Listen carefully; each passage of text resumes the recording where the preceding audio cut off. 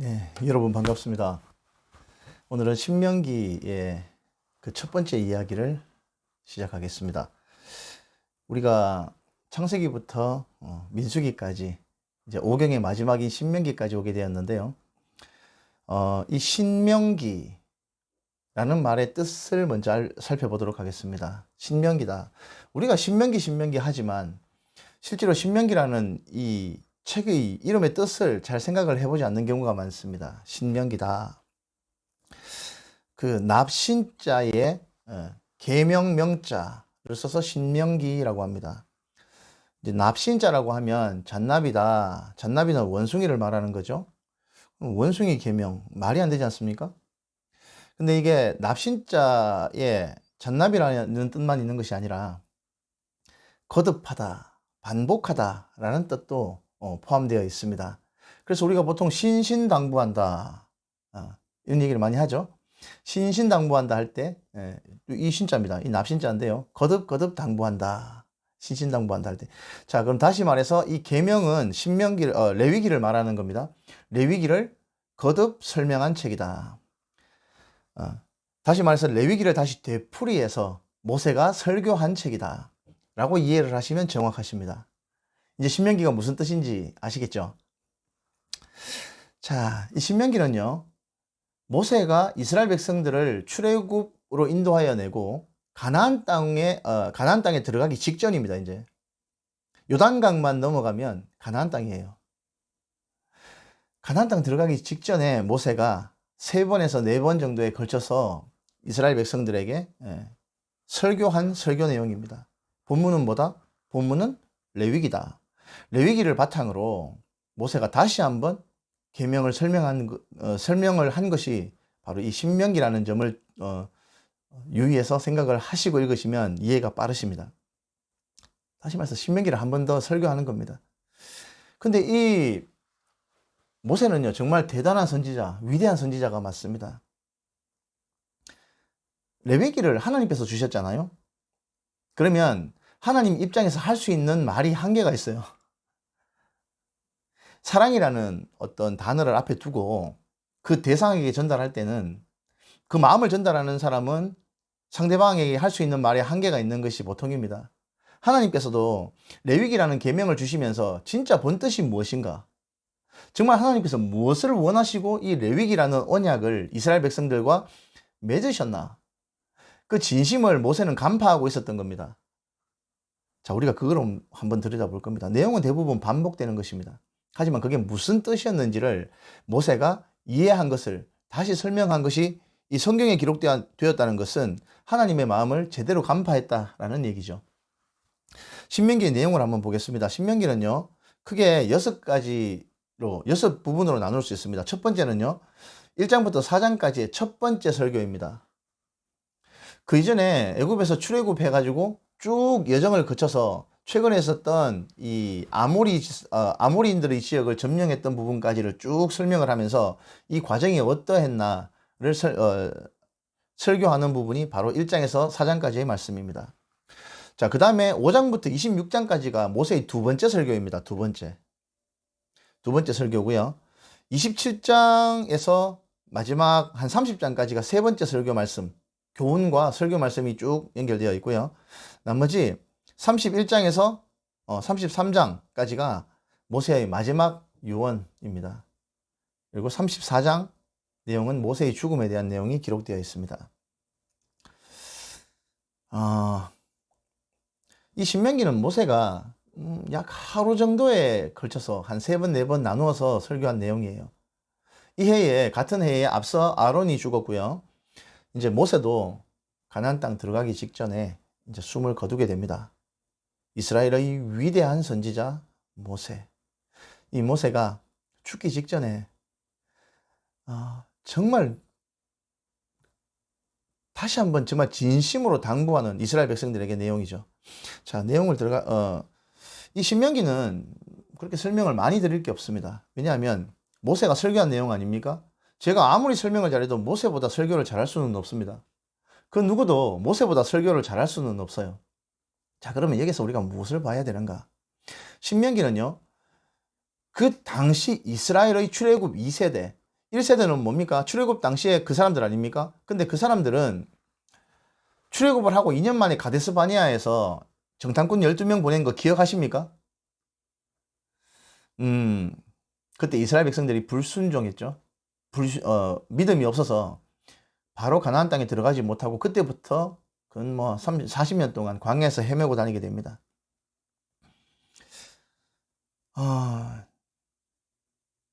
자, 이 1세대가 여러분들 아시다시피 그 시딤 사건을 통해서 완전히 그 20살 이상 다 죽지 않습니까? 지금은요, 그때 20살 미만과 새로 태어난 후손들만 남아있는 상태입니다. 이 사람들에게 모세는 다시 한번 레위기의 말씀을 설명을 하고 가나안 땅에 들어가게 되었을 때 하나님의 백성답게 살아야 된다는 부분을 다시 한번 역설할 수밖에 없었던 입장이었습니다. 뭐 세월이 40년이 지났으니까요. 레위기를 받은 그때부터 그건 한 30한 9년? 그 정도 지난 거죠. 이 정도 시간이 지났기 때문에 다시 한번 설교를 할 수밖에 없는 입장이었고 상황이었습니다. 자, 이렇게 레위기가 구성되어 있습니다. 자, 그림에서 보시다시피 지금 이스라엘 백성은 첫 번째 설교에서도 볼 수 있겠습니다만 바산왕 옥과 아모리 왕 시온 이 두 사람을 죽이고 점령을 한 이 요단강 동쪽 지역에 거주를 하고 있었고요. 자, 이제 요 지역입니다. 요 지역에서 가나안 땅을 넘어서 여호수아의 인도에 따라서 이제 인솔로 이 요단강을 건너게 됩니다. 그래서 첫 번째 전투가 여호수아 첫 번째 보시면 아시겠지만 여리고성에 들어가서 여리고성 전투가 첫 번째 전투입니다. 자, 모세는요, 하나님을 정말 중심으로 따랐던 사람이기도 하고 이스라엘 백성 자기가 이끌어낸 40년 동안 정말 헌신적으로 지도자의 역할을 잘 수행했지 않습니까? 이 백성들에게 정말 진심으로 이 백성들을 사랑했던 것 같습니다. 자, 모세가 했던 이 설교 내용에 제가 괜히 말을 더해서 지금도 마찬가지입니다. 이 신명기는 시종일관 모세에 대한 얘기가 모세의 설교를 갖다가 제가 여기에 첨언을 하거나 덧붙여 이게 무슨 말이냐 하면 뭐 이런 식으로 말을 갖다 붙이지 않겠습니다. 그냥 쭉 읽어보시면 돼요. 단지 우리가 여기에서 교훈 삼아야 될 것은요, 이 시대적인 배경을 바탕으로 모세가 설교를 했는데 이때는요 노예제 사회였습니다. 포로도 있었고요, 전쟁으로 잡혀온 사람들, 이런 사람들에 대한 대우를 어떻게 해라 라는 내용인데 지금은 그런 게 없지 않습니까? 그러면 그 내용에 대해서 우리는 어떻게 생각하고 받아들이고 교훈을 삼아야 될지에 대해서 우리가 생각을 해야 될 부분이 하나 있는 겁니다. 단지 하나님을 믿고 섬기는 부분과 이웃을 사랑하는 부분은요, 지금도 변하지 않았습니다. 가감없이 그대로 전달되어지고 우리의 후대도 이 하나님에 대한 내용과 이웃에 대한 하나님 사랑과 이웃 사랑에 대한 내용은 변하지 않았습니다. 근데 이제 제사를 지내는 부분, 이 부분은 예수님께서 완성을 하셨고요. 또 이 시대적인 배경으로 봤을 때 노예나 종들에 대한 법, 이런 것들에 대한 것은 지금은 없기 때문에 이런 사람들을 갖다가 학대하지 말고 잘 대해주라라는 그때의 하나님의 심정과 뜻, 그 의미가 무엇인지를 제대로 파악을 하고 사람을 대하는데 우리가 참고해야 될 부분으로 남아있는 것입니다. 그렇게 이해를 하시면 됩니다. 첫 번째 설교는요, 모세가 출애굽을 하고 수령을 지도자를 세웁니다. 혼자서 이 많은 백성들을 다 인도할 수가 없었기 때문에 지도자를 세우고 그 이후로 쭉 40년 동안 이스라엘 백성들을 인도해낸 내용이 나옵니다. 그리고 훅 건너뛰어서 2장 내용에 보시면 우리가 잘 알고 있는 가데스 바네아 사건, 12명의 정탐꾼을 보냈을 때 왜 이스라엘 백성이, 그러니까 우리가 이 당시에 모세의 입장에서 이스라엘 백성이 왜 40년 동안 광야에서 헤맬 수밖에 없었는지에 대한 내용을 자세하게 설명하고 있습니다. 자, 1장 그 내용이 19절부터 33절까지의 말씀이죠. 여기 이스라엘 백성들이 벌을 받는 부분이 바로 1장 끝까지 이어집니다. 자, 2장의 내용은요, 이스라엘이 광야에서 보낸 해에 대해서 나와 있습니다. 자, 40해 동안 이렇게 쭉 가데스에서 머무르는 동안 그 날수대로 머물렀던 내용이 쭉 나와 있습니다. 그리고 민수기에서는 간단하게 언급을 하고 넘어갔습니다만 바산왕 헤스본 왕 시온과 바산왕 옥에 대한 어떤 전쟁에 대해서 민수기는 간단하게 짚고 넘어갔었는데 지금 여기에는 자세하게 내용이 나와 있어요. 이 사람들이 얼마나 대단한 사람들이었는가. 또 이 사람들을 물리친 이스라엘 백성들에 대해서 그 주변에 있었던 많은 민족들이 있었겠죠. 그 사람들이 두려워서 벌벌 떨고 있었습니다. 왜냐? 자기들은 이 바산왕 옥과 아모리 왕 시온을 감당을 할 수 없는 강대한 나라였기 때문에 그렇습니다. 여기 3장 11절에 보시면요. 이 바산왕 옥의 침상의 길이가 9규빗, 그러니까 4m 50cm였답니다. 요즘 우리 침대로는 한 2m 정도가 침대의 일반적인 길이 아닙니까? 폭이 2m였고요. 길이가 4m 50cm였습니다. 얼마나 컸다는 얘기인지 대단한 거인이었던 것 같습니다. 이 사람을 이스라엘 백성이 그냥 한 방에 물리쳤던 그 내용이 하나님께서 인도하셔서 이런 사람들을 물리칠 수 있었다라는 내용이죠. 이것은 다시 말해서 그렇습니다. 40년 전에 이스라엘 백성이 가데스 바네아에서 들어갈 때 정탐꾼을 보냈지 않습니까? 그때 하나님께서는 그때도 거인들이 살고 있었고 거인족들이 살고 엄청나게 큰 사람들이 살고 아낙 족속들이 살고 있었지만 다 정리해 놨으니까 너희들 들어가기만 하면 된다라고 말씀을 하셨던 건데 이스라엘 백성들이 그때 믿지 않았지 않습니까? 하나님을. 그래서 다 지금 40년 동안 이렇게 다 광야에서 죽었지 않습니까? 근데 실제로 40년이 지난 시점에서 바산왕 옥과 이런 대단한 사람들도 이스라엘 백성들 앞에서 추풍낙엽처럼 떨어지는 거예요. 하나님을 믿는 사람들은 그냥 상식, 우리가 가지고 있는 상식 안에서만 생각해서는 안 된다는 점을 우리는 교훈 삼아야 되는 부분이 바로 이 점입니다. 자, 그리고 요단강 동쪽편에 자리를 잡았던 백성들, 그런 내용들이 쭉 나오죠. 이제 4장까지가 모세가 이까지 온 과정에 대한 어떤 쭉 경위에 대해서 설명을 하는 것이 그 첫 번째 설교입니다. 쭉 읽어보시면 압니다. 모세가 훨씬 설명을 잘 해놨습니다. 자, 그리고 5장부터 모세가 두 번째 설교를 시작하는데요. 크게 두 가지입니다. 십계명에 대한 내용을 설명합니다. 십계명. 십계명을 처음에 한번 받아왔을 때 한번 첫 번째 돌파는 모세가 던져서 깨지 않습니까? 이스라엘 백성들이 모세가 없는 동안 우상을 만들었기 때문에 그 일로 진노했던 내용이 나오고 있습니다. 그 뒤에 다시 한번 모세가 십계명 돌판을 받아왔던 내용, 그 내용들을 쭉 설명하고 있습니다. 십계명은요, 10가지 계명 중에서 1계명부터 3계명까지가 하나님과 사람과의 관계에 대해서 하나님께서 규정을 해놓으신 것입니다. 나 이외에 다른 신을 섬기지 말라, 우상을 만들지 말라, 그리고 하나님의 이름을 망령되이 일컫지 말라. 근데요, 네 번째 계명인 안식일을 거룩하게 지키라는 내용은 사람이 하나님을 위해서 하는 것이 아니에요. 이 노예제 사회와 노동으로 찌든 인간, 이 부패한 세상을 살 때에 사람이 일주일에 한 번은 쉬게 해줘라 라는 것을 계명으로 만들어 놓은 것입니다. 이 계명이 지금도 이어지고 있지 않습니까? 하나님을 믿지 않는 사람들도 엿새 일하고 하루 쉬지 않습니까? 요즘은 뭐 주 5일도 하고 뭐 이렇게 합니다만 일부의 사람들이고 대부분 보면은 주일을 지킵니다. 그렇게 함으로 고통당하는 자들에게도 숨 쉴 틈을 주어라. 노예제 사회에서 쉬는 날이 어디 있습니까? 없습니다. 이 당시도 마찬가지로 쉬는 것이 계명인 그 종교는요, 종교라고 말하기 좀 그렇습니다. 종교는요, 하나님을 믿는 기독교밖에 없어요. 쉬는 것이 계명인 종교. 하나님의 긍휼하신 법이 이렇게 한번 눈치껏 보면은 볼 수 있는 부분입니다. 자, 그리고 4장부터 10장까지가 바로 이웃들 간에, 너희들 간에 어떻게 지내야 한다? 라는 당부의 말씀이 나와 있는 내용이죠.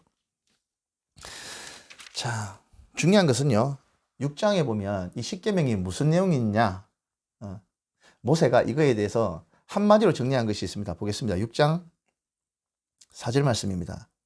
이스라엘아 들으라. 우리 하나님 여호와는 오직 유일한 여호와시니 너는 마음을 다하고 뜻을 다하고 힘을 다하여 네 하나님 여호와를 사랑하라. 오늘 내가 네게 명하신 이 말씀을 너는 마음에 새기고 내 자녀에게 부지런히 가르치며 집에 앉았을 때이든지 길에 갈 때이든지 누워 있을 때이든지 일어날 때이든지 말씀을 강론할 것이며 너는 또 그것을 내 손목에 메어 기호를 삼으며 내 미간에 붙여 표로 삼고 내 집 문설주와 바깥문에 기록할지니라. 성경 전체를 통틀어서요, 여러분, 하나님께서 기록하고 문에도 써붙이고 손목에도 써붙이고 이마에도 써붙이고 서서 붙이고 서서 붙여라 라고 하는 말씀이 딱 하나 있어요. 딱 하나. 우리는 뭐 가면은 뭐 성경 구절 좋다는 복 받는다는 얘기를 많이 붙여놓는 것을 볼 수 있습니다만, 하나님께서 이 성경 전체를 봤을 때 써서 붙여놓으라고 하는 구절은 이 한 구절밖에 없어요. 마음을 다하고 뜻을 다하고 힘을 다하여 내 하나님 여호와를 사랑하라. 이거는 문설주에도 붙이고 집 안방에도 붙이고 손목에도 매어 기호로 삼고 이마에도 붙이라고 되어 있습니다. 보시면 이게 바로 테플린이라는 것입니다. 테플린. 이스라엘 백성들이 이마에 이제 이렇게 끈으로 묶는 것입니다. 이 안에 보면은 이 토라, 방금 전에 이 말씀이 기록되어 있는 부분이 요 박스 안에 들어가 있는 거예요. 이걸 이마에 메고 손목에도 맵니다. 이게 테플린이라는 것이고요. 이게 메추자라는 것인데요. 자, 아까 읽었듯이 9절 말씀에 또 내 집 문설주와 바깥문에 기록할지니라. 문설주에 붙이는 것입니다. 문설주에 붙이는 방금 이 말씀을 이렇게 기록해서 나가면서 손으로 만지면서 너는 마음을 다하고 뜻을 다하고 힘을 다하여 성품을 다하고 힘을 다하여 내 하나님 여호와를 사랑하라. 자, 이렇게 다시 한번 되뇌이고 나가고 출근할 때 들어올 때 이렇게 합니다. 이렇게 하면서 하나님을 사랑하는 것, 하나님을 잊어버리지 마라.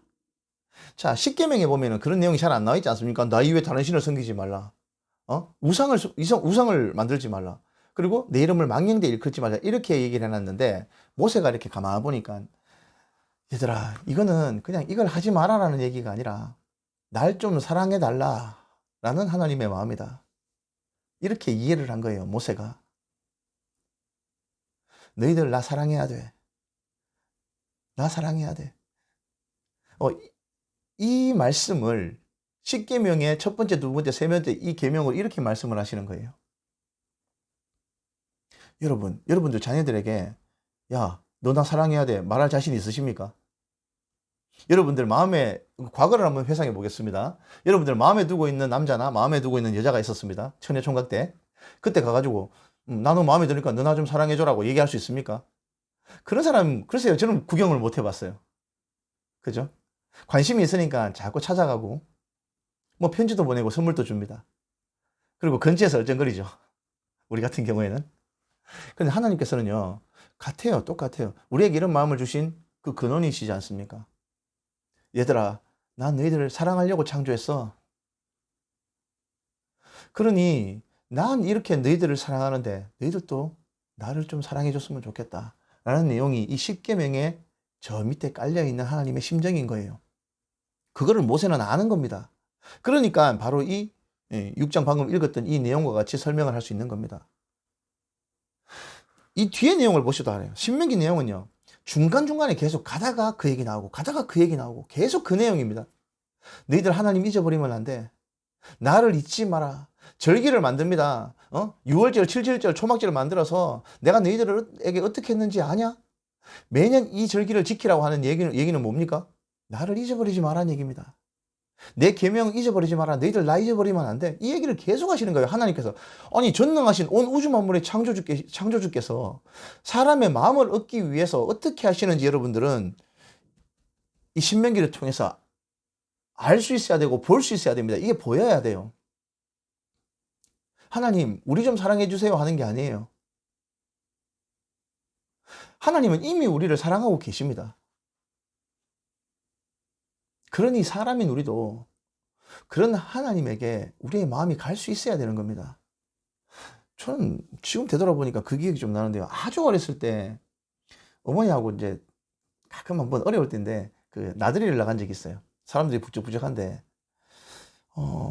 잠깐 어디 갔다 오는 사이에 어머니가 안 보이는 거예요. 안 보이니까 찾는다고 저는 난리가 났죠. 난리가 났는데 저보다 더 난리 나신 분이 어머니였다는 것을 나중에 알았어요. 저보다 훨씬. 그만큼 사람들은 상대방의 마음을 잘 보지 못할 경우가 많습니다. 여러분, 창세기부터 우리가 민수기까지 다 봤습니다. 이제 신명기를 보게 되는데요. 우리는 이까지 왔으면 뭘 볼 수 있어야 되냐면 하나님의 마음과 하나님의 심정을 볼 수 있어야 됩니다. 그렇지 않으면요, 우리가 하고 있는 이 모든 종교 행위, 성경을 읽는 행위, 글쎄요. 이 다 아무 소용없는 짓이 아닐까 싶은 생각까지도 듭니다.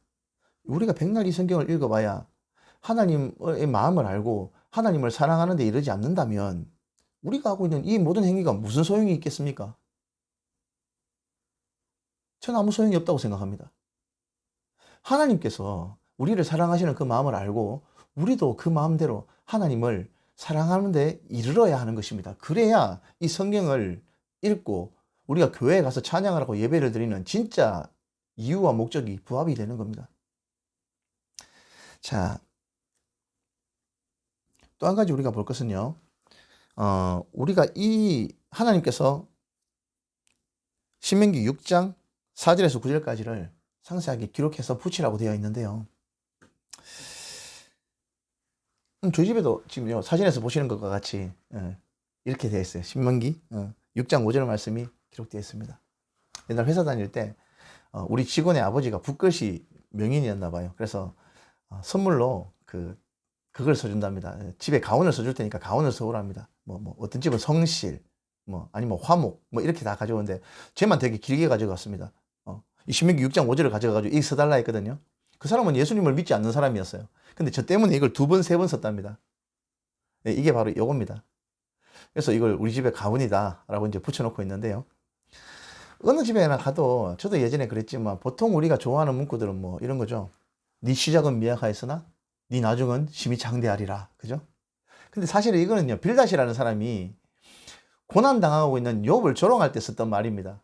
그런데 우리는 식당이나 어디나 가면 전부 다 이 문구가 붙어 있어요. 네 시작은 미약하였으나 네 나중은 심히 장대하리라. 앞도 안 보고 뒤도 안 보고 이렇게 붙여놓는 거예요.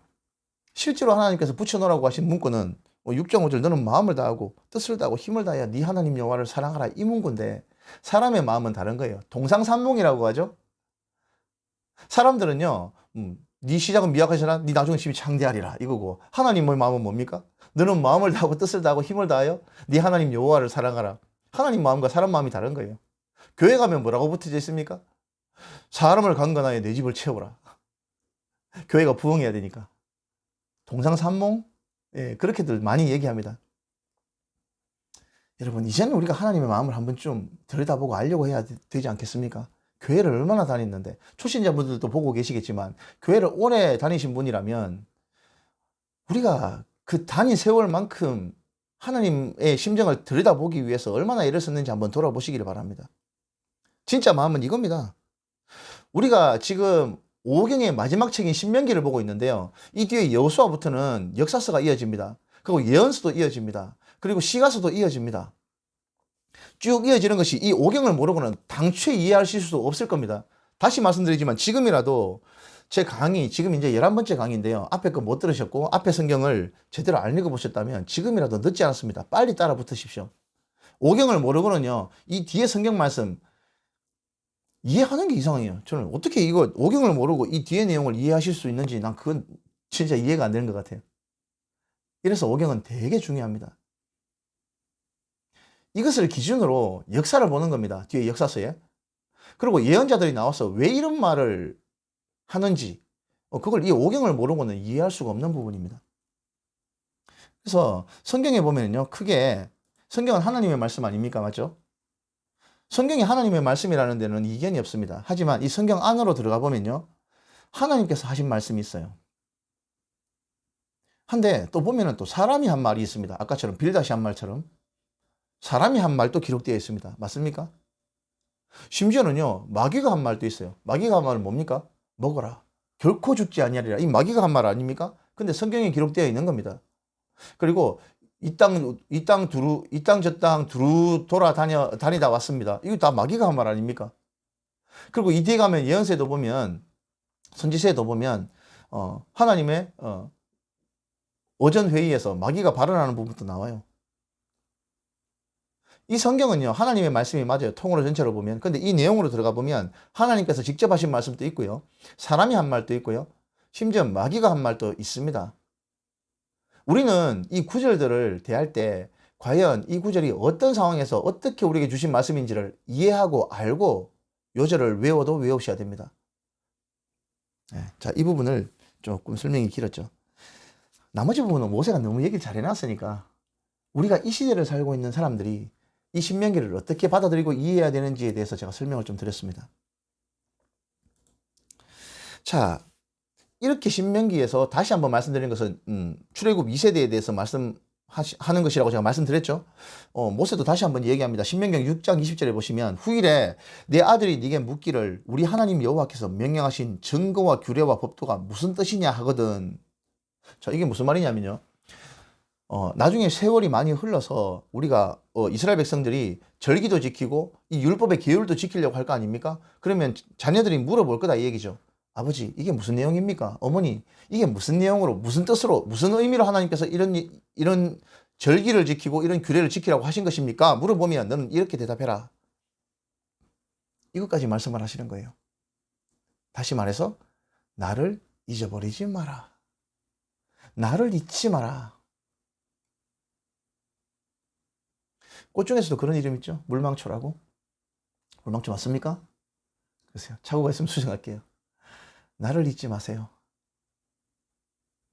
하나님께서 더 먼저 말씀을 하시는 거예요. 사람을 꽃말을 그렇게 갖다 붙였지만 하나님께서는 나를 잊지 마라는 얘기를 이 신명기 읽어보시면요. 읽어보시면서 확인해 보세요. 읽다가 그 얘기 나오고 읽다가 그 얘기 나옵니다.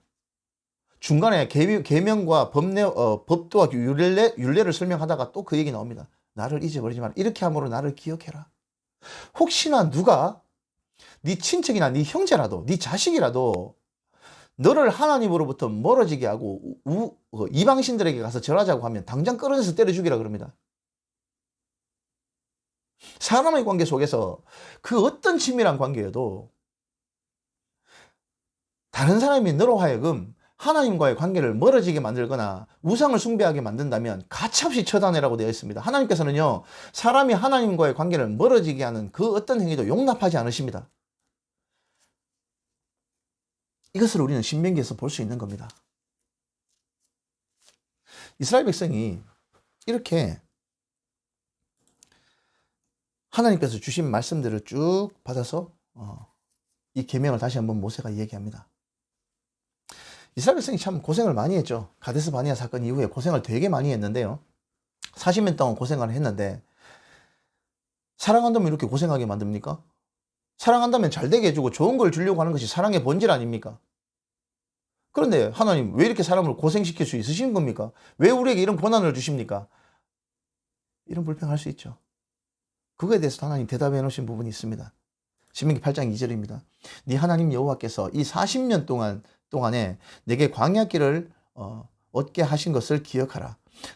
이는 너를 낮추시며 너를 시험하사 내 마음이 어떠한지 그 명령을 지키는지 지키지 않는지 알려 하심이라. 너를 낮추시며 너를 줄이게 하시며 또 너도 알지 못하며 내 열조도 알지 못하던 만나를 네게 먹게 하신 것은 사람이 떡으로만 사는 것이 아니요 여호와의 입에서 나오는 모든 말씀으로 사는 줄을 네가 알게 하려 하심이니라. 하나님께서 40년 동안 이렇게 광야길을 걷게 하신 것은 낮추시며 시험하사 우리에게 마침내 복을 주시게 하시기 위해서 그렇다 라는 말씀을 하신 거예요. 우리가 오늘은 전반부 26장까지를 보게 될 겁니다. 26장까지 간 단락이거든요. 그까지 보면은 좀 덜 나옵니다만 그 뒷부분, 우리가 다음 주에 볼 부분은요. 복 얘기가 계속 나옵니다. 여러분, 기복주의 하지 않습니까? 기복주의가 나쁜 겁니까? 예, 나쁘다고 되어 있습니다. 왜? 복만 바라기 때문에. 복 주십시오, 복 주십시오. 교회 나가가지고 허구한 날 헌금하고 복 주십시오.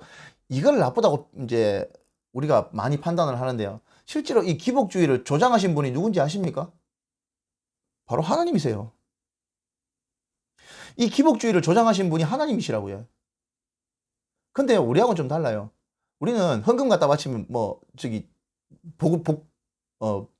복을 많이 주실 거라고 생각을 하게 만드는 사람들도 많습니다만 하나님은 그게 아니라 내 계명을 잘 지키면 네 감당하지 못하게 내가 복을 주겠다고 얼마나 말씀하셨는지 이 뒤에 보시면 압니다. 실제로 어떤 신학자분들은 이렇게도 얘기합니다. 우리가 영생을 얻고 영원한 복을 받는 것은 신약에 있고 이 땅에서 복을 받는 길은 구약에 있다. 이 땅에서 우리가 잘 되고 복 받는 길은 구약에 있다. 신약에 보면 실제로 그런 내용이 별로 없어요. 이 땅에서 잘 되고 복 받는다는 얘기가 거의 없습니다. 저는 뭐 별로 못 본 것 같아요. 근데요, 구약 성경을 보면 이 땅에서 잘 되는 방법들, 어떻게 하면 이 땅에서 잘 살고 복을 받는지에 대해서 주구장창 나와 있습니다. 그런데 이걸 안 읽어보는 거예요. 너무 가슴이 아프고 답답해요. 여러분들은 지금 열심히 읽고 계시지 않습니까?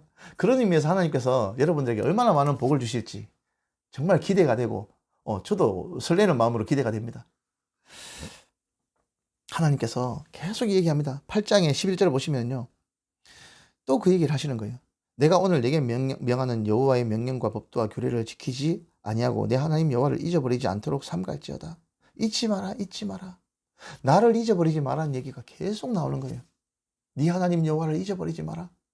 그분이 어떤 분이신지 아냐? 그리고 또 설명하고 또 이렇게 규례와 법도와 율례를 지키라고 얘기하다가 또 하나님 잊어버리면 안 돼. 우리 그거 하나는 알고 갑시다. 하나님께서 얼마나 우리에 대한 향한 마음이 애정과 열정이 불타는지. 여러분, 질투심이 뭡니까? 사랑하니까 질투심이 생기는 거예요. 사랑하지 않는 사람에게 질투하는 사람은 없습니다. 사랑하는 것만큼 질투심은 비례하는 것입니다. 하나님의 질투심은요, 정말 그 사랑만큼 풀과 같이 큰 것 같아요. 그만큼 우리를 사랑하시는 겁니다. 그래서 우상숭배하고 이단에 빠지는, 우상숭배에 빠지는 것을 용납하시지 않는 거예요. 10장 12절입니다. 이스라엘아, 네 하나님 여호와께서 내게 요구하시는 것이 무엇이냐? 곧 내 하나님 여호와를 경외하며 그의 모든 도를 행하고 그를 사랑하며 마음을 다하고 뜻을 다하여 내 하나님 여호와를 섬기고 내가 오늘 내 행복을 위하여 내게 명하는 여호와의 명령과 규례를 지킬 것이 아니냐. 구절절이 사랑 타령입니다. 사랑 타령. 여러분, 누가 그랬습니다. 우리 인생을 살면서 사람에게 인생에서 사랑 빼버리면 뭐가 남습니까? 여러분, 뭐가 남습니까? 인생에서 사랑 빼버리면 뭐가 남습니까? 인생에서 사랑을 빼버리면 노동만 남는다 라는 말이 있습니다. 죽지 못해 사는 거죠. 인생에서 사랑을 빼버리면 그런 거예요. 우리가 하나님에 대한 사랑, 우리가 자녀에 대한 사랑, 이웃에 대한 사랑, 관계에서의 사랑, 그거 빼버리면요, 우리 인생은 껍데기밖에 남지 않는 겁니다. 노동밖에 남지 않는 거예요. 하나님과의 관계에서 우리가 그 하나님과의 사랑의 관계의 세월이 앞으로도 이어져야 되고 여지껏도 이어져 왔던 것입니다. 이것이 신명기에서 말하는 하나님께서 우리에게 요구하시는 겁니다. 그래서 이 신명기의 내용을 쭉 한번 보면요, 하나님께서 너희에게 행하신 일이 무엇이냐? 너희와 항상 함께 하신다. 이 규례와 율례와 법도를 지키면서 너희가 하나님을 사랑한다는 것을 보여드려라. 신명기의 내용은요, 제가 일일이 짚어드릴 게 없습니다. 이게 모든 내용입니다. 이렇게 26장까지의 내용이 두 번째 모세가 설교를 한 설교 내용입니다. 여러분,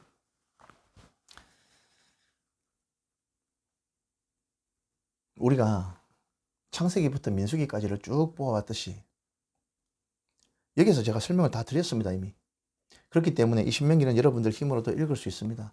근데 진짜 그것이 무슨 의미였는지 그걸 다시 한번 되새겨 볼 수 있는 시간이 될 수 있기를 바랍니다.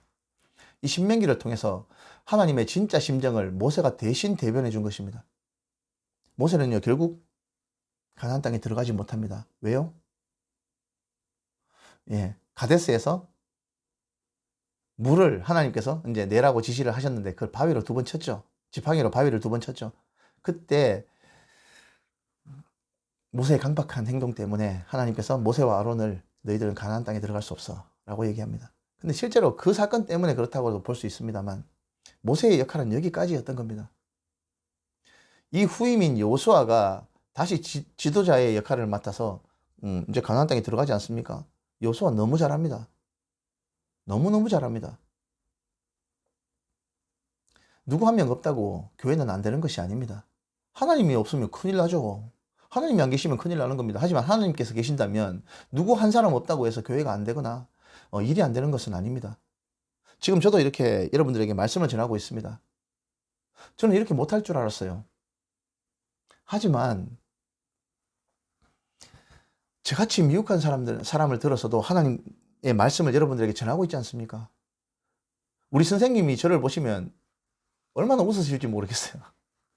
아, 저 같은 사람도 이 성경 말씀을 전하는구나.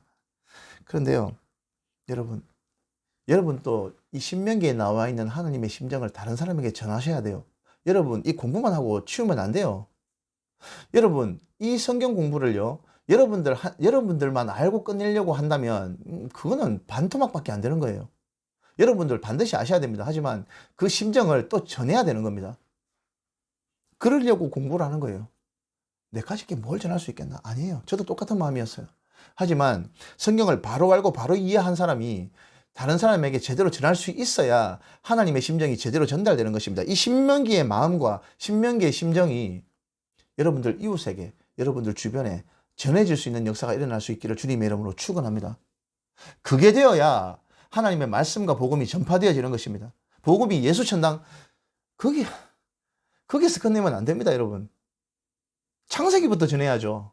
전능하사 천지를 창조하신 하나님께서 이 모든 만물의 주인이시다. 이거부터 복음이 전해져야지 예수님을 믿지도 않는 사람에게 가가지고 예수님은 너를 사랑하신다. 글쎄요, 한 개도 안 와닿을 것 같아요. 구약을 모르고는 전도가 안 됩니다. 예수가 누군데? 듣긴 들어봤다. 예수가 누군데? 예수님이 천지 만물을 창조하신 창조주 아니십니까? 창세기를 전하지 않고 어떻게 우리가 전도할 수 있겠습니까? 다시 말씀드리지만 신명기는 더 설명드릴 게 없습니다. 왜냐하면 레위기에서 다 말씀을 드렸기 때문에요. 여러분들 읽어서 다 이해하실 수 있습니다. 자, 폐해진 법이 있습니다. 예, 제사법, 그리고 노예에 대한 법, 지금은 없는 제도에 대한 것들, 이런 것들은 폐해지고 완성되어진 법입니다. 이런 것들을 읽을 때는 어떻게 읽으라고요? 그 의미가 무엇인지, 이 당시 어떤 심정으로 하나님께서 우리에게 사람을 어떻게 대하라는 교훈으로 우리에게 주신 것인지, 하나님을 어떻게 대하라고 우리에게 주신 교훈이신지 교훈만 잘 받아 챙기시면 됩니다. 하지만 지금도 스스로퍼렇게 살아있는 하나님에 대한 관계, 하나님과의 관계에 대한 규례, 사람과 이웃 간에 대한 규례, 하나님을 사랑하고 이웃을 사랑하는 부분은 결코 폐해지지도 않고 없어지지도 않습니다. 자, 이 내용을 잘 읽어보시면서 26장까지 보도록 하겠습니다. 27장부터 이어지는 부분은 설명할 게 좀 있습니다. 모세의 마지막, 숨 거두기 전에 마지막 내용이니까요.